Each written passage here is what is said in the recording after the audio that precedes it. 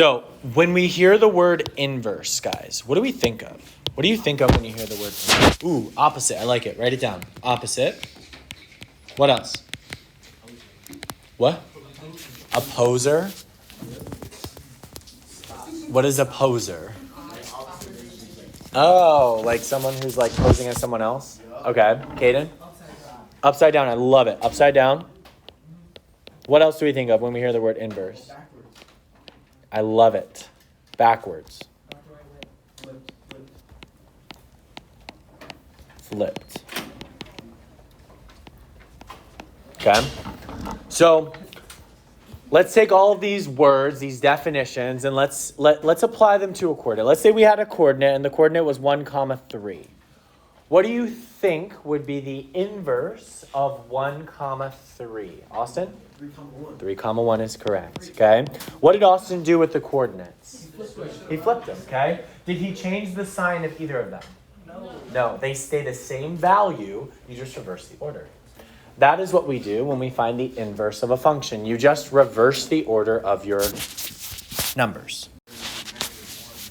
Why wouldn't it be -1, -3? So that would be different. That would be like an inverse and if you also negated it. When we're just finding the inverse of a function, you just reverse the x and the y. Okay? David, all the way off, please. Thank you. Any other questions before we get started? Yeah, Christian. Okay, so inverse relations, guys, by definition, if you started with a point that was a comma b, the inverse of that relation will just be b comma a. So the beginning part of this lesson is very, very trivial, okay? It's very, very easy, all right?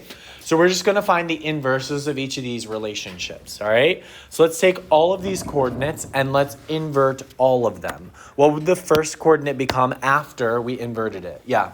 7, -4. 7, -4 is correct. What would the second one be? 4, -2. Thank you, Segi. 4, -2. What would the third one be?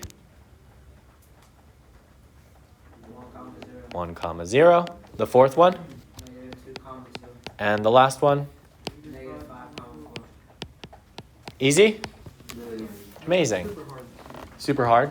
Okay, I'll slow down a little bit. All right, so letter B, guys, is just the exact same thing, only how does it appear in letter B? How's it different? It's input and output, and it's in a table, okay? If we're going to find the inverse of letter B, we're also going to draw a table. So go ahead and draw a table. We're going to have inputs over here, and we're going to have outputs below it. And we're going to draw our cute little table. Oh, how adorable. We're going to draw lines. Aww. Okay.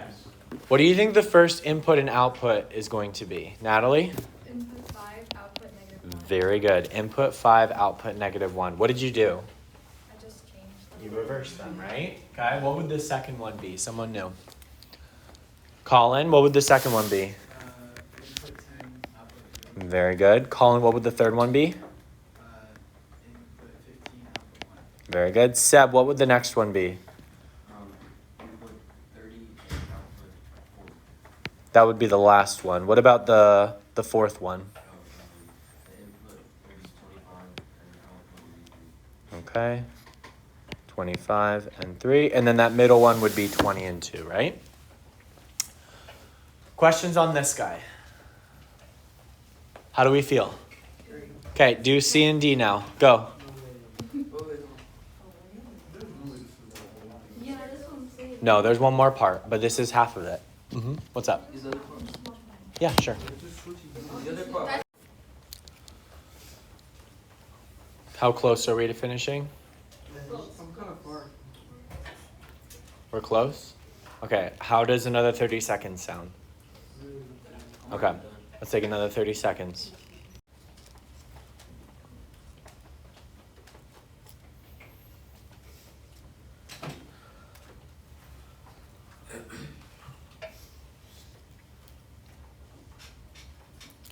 Guys, I don't think I need to go over these, but I would like you to compare with the people next to you just to double check that you got the same thing. Go. Compare. Compare, compare, compare. Put the answer for D. Guys, remember 0, 0, and 1, 1, they're not going to change, right? Because when you reverse their order, they stay the same. You still flip? How did we do, guys, for these? Are we good? Okay.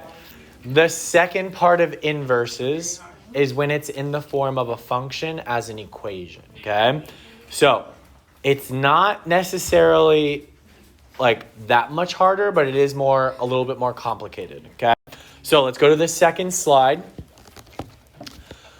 We are going to be finding inverses of functions, but now they're in equations, okay? So we're going to be given functions with f of x. Guys, one thing that you're going to have to do is replace that f of x with a y, okay? That's the first thing that we're going to do.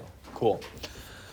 Once you replace the f of x with y, step number 1 is you have to solve for your x value, okay? You have to solve for your x value. Let's actually write that down as a step. So we're going to write step number 1. We solve for x, okay?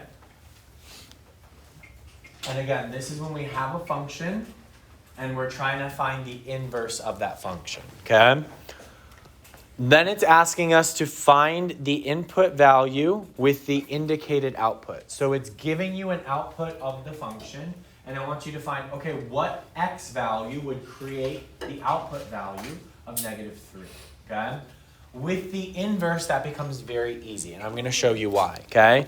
But let's start by solving for x. So this is our function, f of x equals 2x plus 1. Box it in there. We'll deal with the -3 at a later time. But our function is going to be what's inside the box.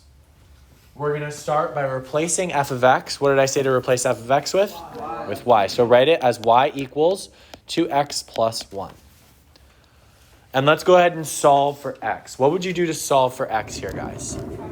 Ooh, good, Karen. Why would you subtract 1?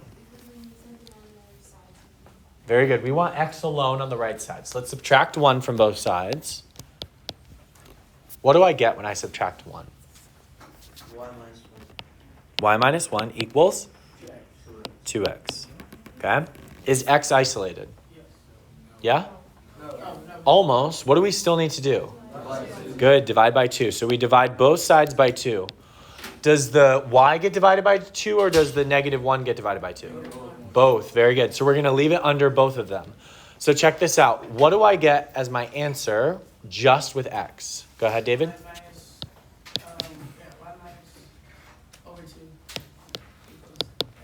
Equals x. So we've solved for x. Do you guys agree? Bingo. Put a check mark. This is still not my inverse, okay? Big Ideas is going to ask you for this part. Please put a box around y minus 1 over 2. That's what you're going to input for the first part of Big Ideas.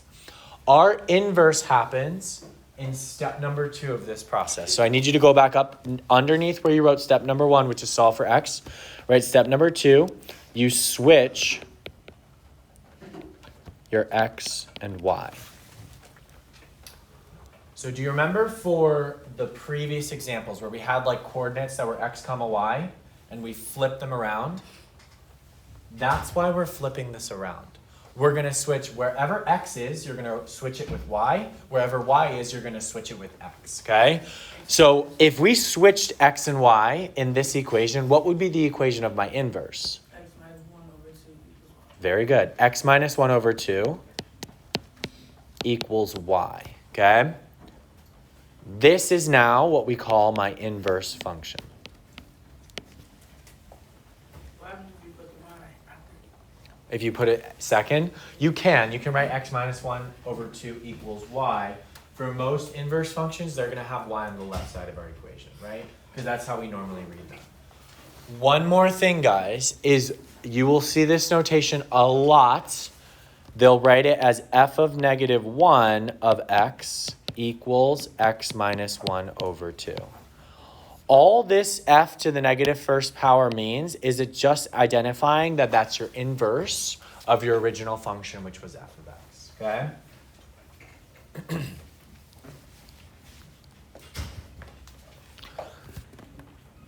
Now, step number 3 in our process is to plug in the value of -3 or whatever value you're given. We'll say that it's telling us that this is an output, so we're going to say we're going to plug in the output. Okay? Now, this is where you have to conceptualize and understand what an inverse is, okay? The output of the original function is what for the inverse? The output for the original function is the what for the inverse? Opposite. What's the opposite of an output? An input. So if this -3 is the output for this function, what is it going to be for the inverse? The input. So we're going to plug it in for x. Okay? So right here, we're going to write, this is step number 3. We're going to say that our x value is -3. Not our y value. You guys see that? So now plug in wherever you see x in your output, in your inverse function, plug in -3. So we're going to say f of -1 of -3 equals -3 minus 1 over 2. Mia? Where'd you get the f of -1? That's just the notation for the inverse function. Okay? Yeah, Caitlin. The -3 was from the very beginning. Do you see how there was that number over on the side of our equation? It's going to give you what value it wants you to find the input for. Okay? Good questions. What other questions? Yeah, Matthew. So you just plug in the -3 to x. Very good. Verse. Now let's, and the inverse, correct. Yep. Well, questions like the first part beyond this. You're going to see, yes, both, right? So it's going to have first part, which is find the inverse, which we just did, and the second part is find what the input would need to be. Yes? Does the -1 next to x mean anything important? It does. We're subtracting 1 from whatever x is, okay?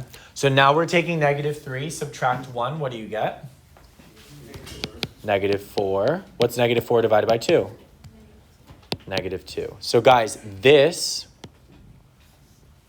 is the input value that gave us -3 as our output.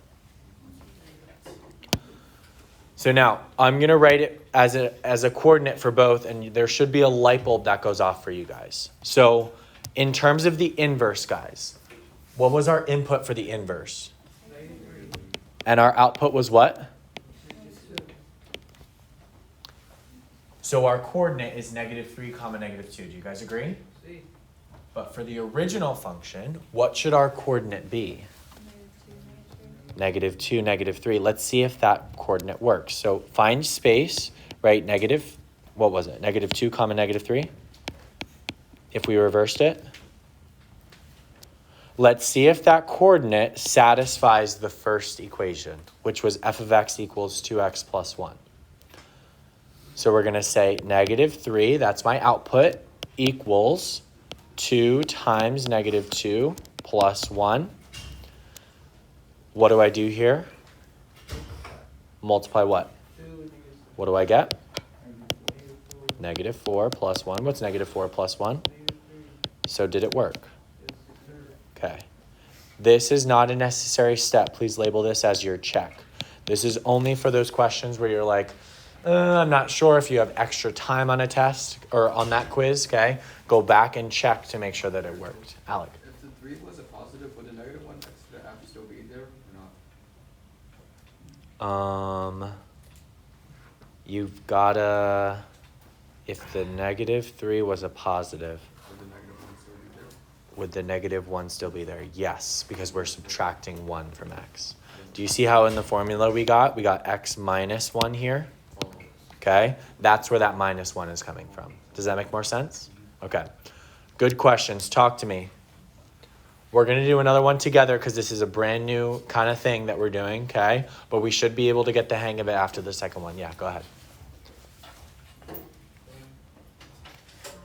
All right, let's do another one. So scroll down. Let's look at letter C.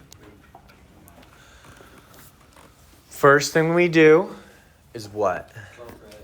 We do solve for x, but we're going to replace what? You're gonna replace f of x with y. Good. Replace f of x with y. So it's going to be y equals 1/2 x plus 3. Now, Matthew, you are absolutely right. We solve for x. What do we do to solve for x here? Subtract 3. Good, subtract 3. What do I get? Y minus 3 equals 1 half x.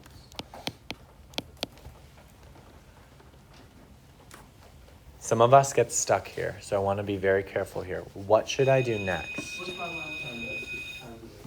Multiply by 2 or divide by 1/2? You can do either one. Just remember that they're the same thing. When we divide by fractions, don't we keep change flip? So do you agree that dividing by 1/2 is actually multiplying by 2 over 1? Okay, so I would multiply by 2 here to both sides.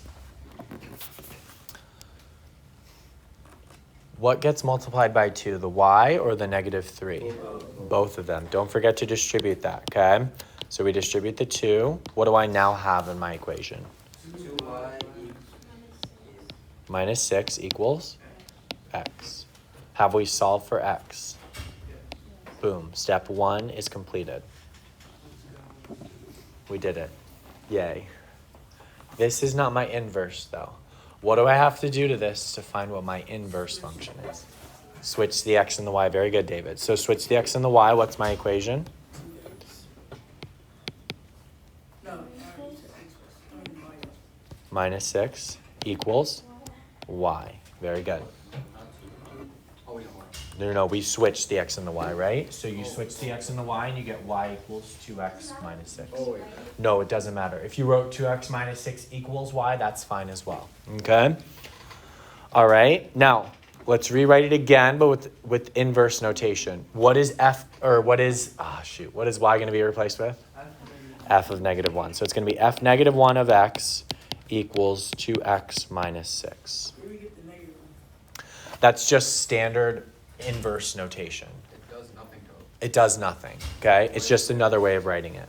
You don't have to write it like this, okay?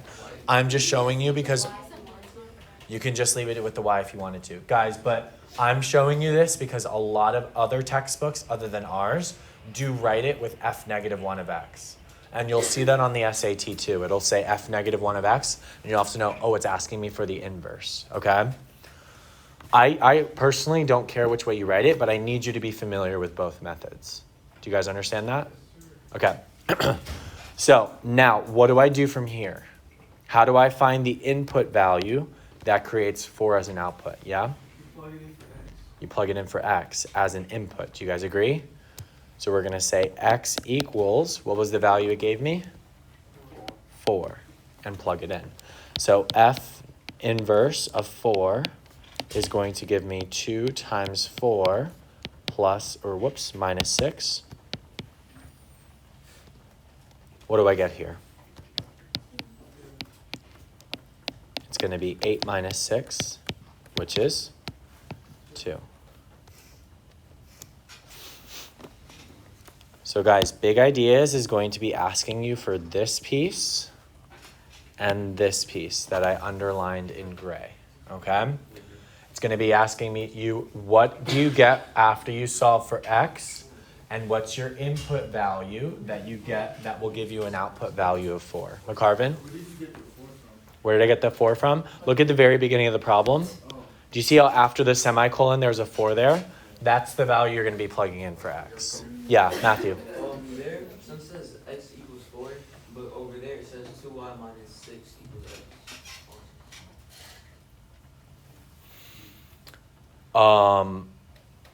Correct. So, why is it like both? Like, which one is it? So technically, right, when we invert it, that's why inverses are important. We can't plug in 4 for x here, right? We would have to plug in 4 for y here, because remember, 4 represents an output, right? What I'm telling you is this 4, since it's an output, it's going to be your input of your inverse. So once we find the inverse, we can plug it in for x. Does that make more sense? Okay, Alec. So then the function would be 4 and 2? Oh, the coordinates? So the coordinates in the inverse would be 4, 2, yes, okay? If we wanted to check it, we could check the original function with 2, 4, like you said, right? Let's check it. So plug in 2 for x and plug in 4 for f of x. We would get 4 equals 1/2 times 2 plus 3. Alec, what do I do here? So it's just 4 equals 1 plus 3. 1 plus 3, which is 4. 4. So it worked, right? You can do that for all these problems, right? You don't have to, Alec, okay? If you're confident with whatever answer you get. AJ? Which one's the answer? 2,4 or 4,2? The answer is 2. Because it's asking you to find just the input value that gave you the output. So the answer is just 2, and that's what Big Ideas is going to be asking you for. But if you want to check it, you have to write it as a coordinate, right? So you can check for both sides of the equation. Okay, cool. Matthew? No? Karen? Go ahead. Gabe? So on the quiz, if we put the whole coordinate, it's going to be wrong? No. But all I'm asking for is this value. If you put the whole coordinate, you're fine, right? But all I want to know is that you got 2 there, okay? Big idea is we just put Big idea is you're just going to put the 2, okay? Good questions. Can you guys try one more for me? Can you try B? But I'm going to show you exactly what I want for B. I want you to write what you get when you solve for x. So write x equals and have a box here. Pretend like it's your Big Ideas homework, right? You're going to fill in this box whenever you solve for x. And you're also going to have your input value equals and then a box, okay? There should just be a number that goes into that second one. Yeah, I have a question. So